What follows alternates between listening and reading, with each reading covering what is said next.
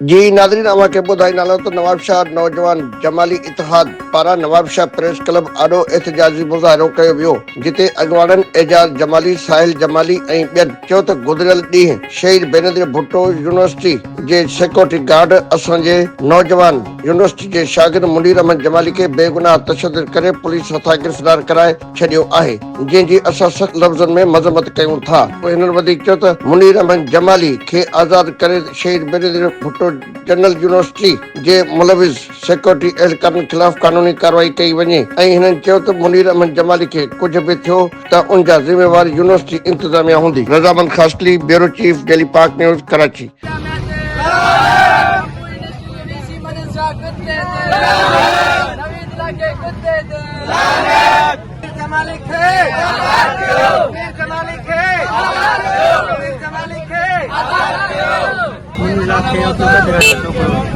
खंबे ऑफिस में घुराए उनके पुलिस के फोन करें खंबे पुलिस में नकल गाड़ी लापता है घूम लगो क्या छात्रस नालो मुनीर जमाली किथे पढ़ंदो आहे?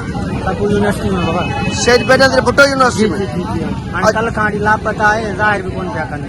अच्छा, पुलिस ज़ाहिर नथी पई करे? न हाणे का ख़बर कोन्हे छोकिरो कुझु मिसाल या त ज़िंदा आहे या त कुझु हुननि कयो आहे तशद्दुद कल गाड़ी का ज़ाहिर कोन्हे मिट माइट विया आहिनि राति एसपी फ़ासिलो ॾिनो आहे एसपी ॻाल्हाए असांजो इहो मसइलो आहे त जेको असांजो भाउ आहे मुनीर जमाली जो नाइब सदर सबू यूनिवर्सिटी जो आहे ऐं हुनखे जेको आहे कल्ह हुनखे घुराए करे हुनखे उन मथां नवीद इलाइक़ो उन मथां तशद्दुद करे उनखे अगवा कयो वियो आहे ऐं हुनखे गुम कयो वियो आहे। अञा ताईं हुनखे ज़ाहिर नाहे कयो वियो त असांजो हींअर चीफ पेट्रन फ़कीर मोह ख़ान जमाली ऐं डॉक्टर अली ख़ान जमाली जे हुकुम सां असांखे सॾु थियो आहे, असांखे लबैक थियो आहे। असां उन सॾ ते दुख सुख में असां था गॾूं।